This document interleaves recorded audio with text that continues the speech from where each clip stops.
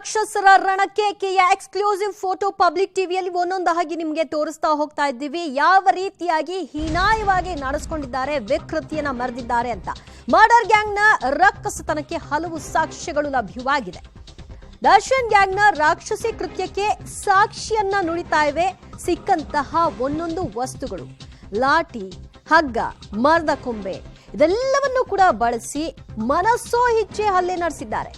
ರೇಣುಕಾಸ್ವಾಮಿ ಮೇಲೆ ಮೃಗೀಯ ರೀತಿಯಲ್ಲೇ ಗ್ಯಾಂಗ್ ಎರಗಿದೆ ಅಂದ್ರೂ ಕೂಡ ತಪ್ಪಾಗಲ್ಲ. ರೇಣುಕಾಸ್ವಾಮಿ ಹಲ್ಲೆ ಬಳಿಕ ಲಾಠಿಯ ಒಂದು ರುಚಿಯನ್ನ ತೋರಿಸಿದ್ದಾರೆ. ಅದರ ಬಳಿಕ ಪ್ರಜ್ಞೆ ತಪ್ಪಿದ ನಂತರದಲ್ಲಿ ಆತನನ್ನ ಎಚ್ಚರಿಸಬೇಕಲ್ಲ, ಅದಕ್ಕೆ 600 ರೂಪಾಯಿ ಕೊಟ್ಟು ಖರೀದಿ ಮಾಡಿದಂತಹ ಮೆಗ್ಗಾರನ್ನ ಬಳಸಿದ್ದಾರೆ. ನಿಮಗೆ ಆ ದೃಶ್ಯಗಳನ್ನು ಕೂಡ ತೋರಿಸ್ತಾ ಹೋಗ್ತೀವಿ.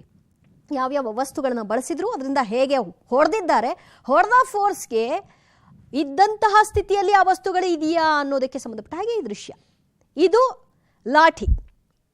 ಯಾರೋ ಪೊಲೀಸರು ಅವ್ರ ಮನೆ ಯಾವುದೋ ಒಂದು ಕಾರ್ಯಕ್ರಮಕ್ಕೆ ಬಂದಿದ್ದಾರೆ, ಆ ಸಂದರ್ಭದಲ್ಲಿ ಲಾಠಿ ಬಿಟ್ಟು ಹೋಗಿದ್ದಾರಂತೆ. ಅದನ್ನ ಹಾಗೆ ಭದ್ರವಾಗಿ ಇಟ್ಕೊಂಡಿದ್ರು. ಯಾಕೆ? ಇಂಥ ಸನ್ನಿವೇಶಗಳು ಬೇಕಾಗತ್ತೆ ಅಂತನ. ನೋಡಿ, ಇದು ಪೊಲೀಸರ ಲಾಠಿ. ಇದು ಇವರ ಬಳಿ ಹೇಗೋ ಬಂದು ಸೇರ್ಕೊಂಡಿತ್ತು, ಅದು ಸೆಕೆಂಡ್ರಿ. ಆ ಲಾಠಿಯ ಪರಿಸ್ಥಿತಿ ನೋಡ್ರಿ ಹೇಗಿದೆ, ಬೆಂಡಾಗೋಗ್ಬಿಟ್ಟಿದೆ. ಅಂದರೆ ಆ ಲೆವೆಲ್ಗೆ ಲಾಠಿ ಎಷ್ಟು ಗಟ್ಟಿ ಇರುತ್ತೆ, ಆ ಲಾಠಿ ಏಟ್ ತಿಂದವನ್ನ ಮೈ ಹೆಂಗಾಗಬೇಕು, ಆ ಲಾಠಿನೇ ಮುರಿದು ಹೋಗುತ್ತೆ ಅಂದರೆ ಇನ್ನೆಂಥ ಏಟ್ ಕೊಟ್ಟಿರಬೇಡ, ಇನ್ನೆಂಥ ನುರಿತರಿರಬೇಡ ಇವರು ಇಂಥ ಪಾಪಕೃತ್ಯಗಳಲ್ಲಿ. ಬೆಚ್ಚಿ ಬೀಳಿಸುತ್ತೆ ಈ ದೃಶ್ಯ ನೋಡಿದ್ರೆ, ಲಾಠಿನೇ ಮುರಿದು ಹೋಗೋಗೆ. ಇನ್ನು ಇದು ಮೆಗ್ಗಾರ್ 600 ರೂಪಾಯಿ ಕೊಟ್ಟು ಆನ್ಲೈನಲ್ಲಿ ಖರೀದಿ ಮಾಡಿದ್ದ ಪುಣ್ಯಾತ್ಮ. ಯಾಕೆ? ಶಾಕ್ ಟ್ರೀಟ್ಮೆಂಟ್ ಕೊಡೋದಂತೆ ಇವನ ಉದ್ದೇಶ. ನೋಡಿ, ಮೆಗ್ಗಾರ್ನ ಬಳಸಿದ್ದಾರೆ. ಆತನಿಗೆ ಸಿಕ್ಕಲ್ಲಿ ಮೆಗ್ಗಾರ್ನಿಂದ ಪ್ರಜ್ಞೆ ತಪ್ಪು ಹೋದಾಗ ಎಚ್ಚರಿಸೋಕ್ಕೋಸ್ಕರ. ಇನ್ನು ಜೀವ ಉಳ್ಕೊಂಡಿದ್ಯಾ ಅಂತ ಚೆಕ್ ಮಾಡೋದಕ್ಕೆ ಕೀಚಕರು ಮಾಡಿರುವಂತಹ ಒಂದು ಪ್ರಯತ್ನದ ಭಾಗವಾಗಿ ಬಳಸಿದಂತಹ ಮತ್ತೊಂದು ವಸ್ತು ಮೆಗ್ಗಾರ್. ಇನ್ನು ಇದು ಹತ್ಯೆಗೆ ಬಳಸಿದಂಥ ಹಗ್ಗ. ಇದನ್ನ ಇಟ್ಕೊಂಡು ಏನು ಮಾಡಿದ್ರು ಗೊತ್ತಿಲ್ಲ. ಹಗ್ಗ ಅಂತೆ, ಲಾಠಿ ಅಂತೆ, ಮೆಗ್ಗಾರ್ ಅಂತೆ, ರಿಪೀಸ್ ಅಂತೆ. ಅಬ್ಬಬ್ಬಾ, ಏನು ಇದೆಲ್ಲ ಪ್ಲ್ಯಾಂಡ್ ಆಗಿ ನೀವೆಲ್ಲವನ್ನು ಸಂಗ್ರಹಿಸಿದ್ರ? ಒಳ್ಳೆ ನುರಿತ ಇಂಥ ಕೀಚಕರ ರೀತಿಯಲ್ಲೇ ವರ್ತಿಸ್ಲಿಕ್ಕೆ ಇದನ್ನೆಲ್ಲ ಸಂಗ್ರಹಿಸಿದ ರೀತಿಯಲ್ಲಿ ಕಾಣಿಸ್ತಾ ಇದೆಯಲ್ಲ, ಏನು ಹೇಳಬೇಕು?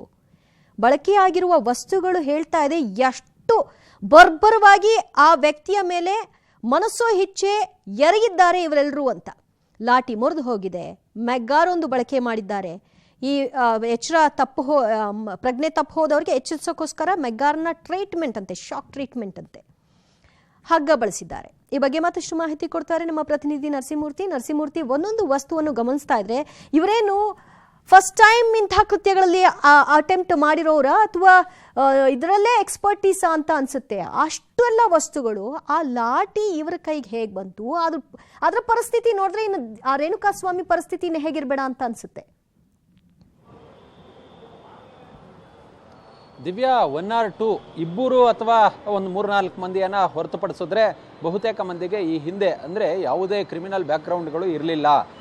ಇವರು ಈ ಹಿಂದೆ ಯಾವುದೇ ಸಮಾಜಘಾತುಕ ಕೃತ್ಯಗಳಲ್ಲಿ ಭಾಗಿಯಾಗಿರಲಿಲ್ಲ. ಇಷ್ಟಿದ್ರೂ ಕೂಡ ಇವರು ಇಷ್ಟರ ಮಟ್ಟಿಗೆ ಒಂದು ರೀತಿ ದೊಡ್ಡ ಮಟ್ಟದಲ್ಲಿ ಕ್ರೂರತ್ವವನ್ನು ಮೆರೆದಿರೋದಕ್ಕೆ ಸಾಕ್ಷಿ ಎಂಬಂತೆ ಒಂದಷ್ಟು ಹೊಸದಾಗಿ ರೇಣುಕಾಸ್ವಾಮಿಯ ಮೇಲೆ ಹಲ್ಲೆ ನಡೆಸಿದಂತಹ ಫೋಟೋಗಳು, ಆ ಗಾಯದ ಗುರುತುಗಳು ಸಿಕ್ಕಿದ್ದಾವೆ. ಯಾವ ಮಟ್ಟಿಗೆ ಆತನ ಮೇಲೆ ಹಲ್ಲೆಯನ್ನು ನಡೆಸಿದ್ದಾರೆ ಅಂತ ಹೇಳಿದ್ರೆ ಆತನ ತಲೆ ಓಪನ್ ಆಗಿದೆ. ಆತನ ತಲೆಯನ್ನು ಹಿಡಿದು ಆ ಲಾರಿಗೆ ಗುದ್ದಿಸುವ ಕೆಲಸವನ್ನು ಮಾಡಿದರು, ಆತನ ಮೇಲೆ ಹಲ್ಲೆಯನ್ನು ನಡೆಸುವ ಕೆಲಸವನ್ನು ಮಾಡಿದರು. ಇಡೀ ಮೈ ತುಂಬ ಬಾಸುಂಡೆ ಇದೆ. ಅದು ಆ ಲಾಠಿ ಮತ್ತು ಅಲ್ಲಿ ಸಿಕ್ಕಂತಹ ಕಬ್ಬಿಣದ ರಾಡ್ನಿಂದ ಹಲ್ಲೆಯನ್ನು ನಡೆಸಿರೋದ್ರ ಕುರುಹು, ಅದು ಗುರುತದು.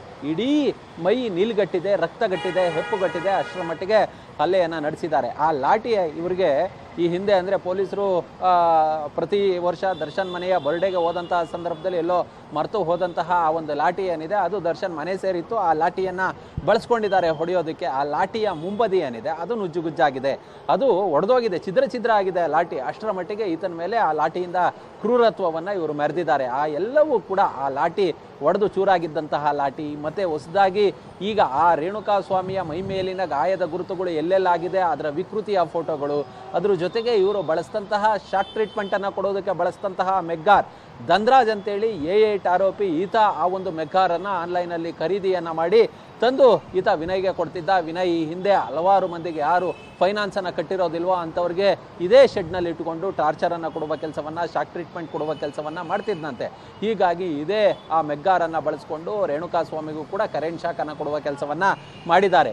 ಇವರ ಈ ರಾಕ್ಷಸರ ವಧೆಯನ್ನ ತಿಂದು ತಿಂದು ತಿಂದು ಆತ ಎದೊಳೋದಕ್ಕೆ ಸಾಧ್ಯವಾಗಿಲ್ಲ, ನಿತ್ರಾಣವಾಗ್ತಾನೆ. ಎಲ್ಲೋ ಒಂದ್ ಕಡೆ ಆತ ಪ್ರಜ್ಞೆ ತಪ್ಪಿ ಬೀಳ್ತಾನೆ. ಪ್ರಜ್ಞೆಯನ್ನು ಕಳ್ಕೊಂಡಂತಹ ಸಂದರ್ಭದಲ್ಲಿ ಈತನನ್ನ ಎಬ್ಬಿಸಬೇಕು ಅನ್ನೋ ನಿಟ್ಟಿನಲ್ಲಿ ಕರೆಂಟ್ ಶಾಕ್ ಟ್ರೀಟ್ಮೆಂಟ್ ಮೊರೆಯನ್ನ ಸಹ ಹೋಗಿದ್ದಾರೆ. ಇದೆಲ್ಲವನ್ನ ಕೂಡ ಚಾರ್ಜ್ ಶೀಟ್ನಲ್ಲಿ ಎಳೆ ಎಳೆಯಾಗಿ ತೋರಿಸುವ ಕೆಲಸವನ್ನ ಮಾಡಲಾಗಿದೆ. ಅದ್ರ ಜೊತೆಗೆ ಇವರು ಬಳಸಿದಂತಹ ಉಪಕರಣಗಳು, ಆತನ ಮೇಲೆ ಹಲ್ಲೆಯನ್ನು ನಡೆಸೋದಕ್ಕಿರ್ಬೋದು, ಇವರು ತಪ್ಪಿಸ್ಕೊಳ್ಳೋದಕ್ಕೆ ಮಾಡಿದಂತಹ ಪ್ಲಾನ್ಗಳಿರ್ಬೋದು, CCTV ದೃಶ್ಯಗಳಿರ್ಬೋದು, ಈ ಎಲ್ಲವನ್ನ ಕೂಡ 3991 ಪುಟಗಳ ಸುದೀರ್ಘ ಚಾರ್ಜ್ ಶೀಟ್ನಲ್ಲಿ ಎಲ್ಲವನ್ನ ಕೂಡ ಉಲ್ಲೇಖ ಮಾಡುವ ಕೆಲಸವನ್ನ ಕಾಮಾಕ್ಷಿಪಾಳ್ಯ ಪೊಲೀಸರು ಮಾಡಿದ್ದಾರೆ.